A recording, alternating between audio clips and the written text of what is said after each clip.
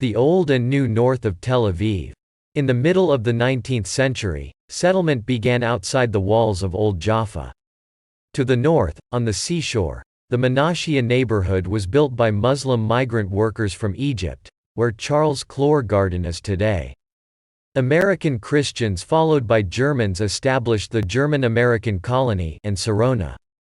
Jews founded Neve Zedek. At the beginning of the 20th century, neighborhoods were added around Neve Zedek.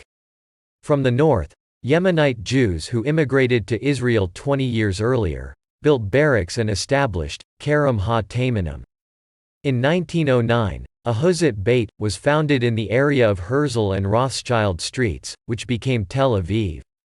The area became popular, Jewish immigrants arrived, and in the 20s, the heart of the city began to develop.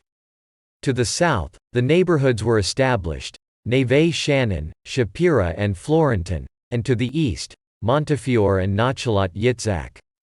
Where today the intersection of Arlazorov and Ibn Jivril streets is, there was a small Arab village of Egyptian immigrants called Sumail.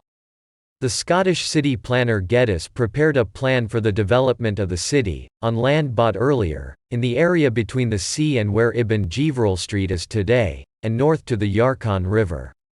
The plan was for a garden city with wide streets from north to south, and narrower streets and boulevards from west to east.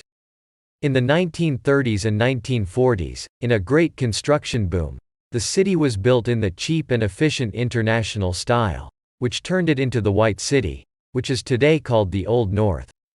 It was populated mainly by the people of the Fourth Aliyah from Poland and the people of the Fifth Aliyah from Germany.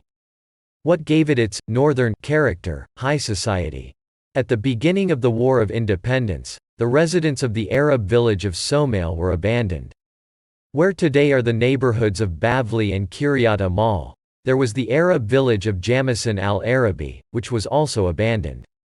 The village was located on an ancient mound called Tel Hashish, which according to archaeologists began in the Chalcolithic period thousands of years ago, and later in the time of the Greeks, Romans and Muslims.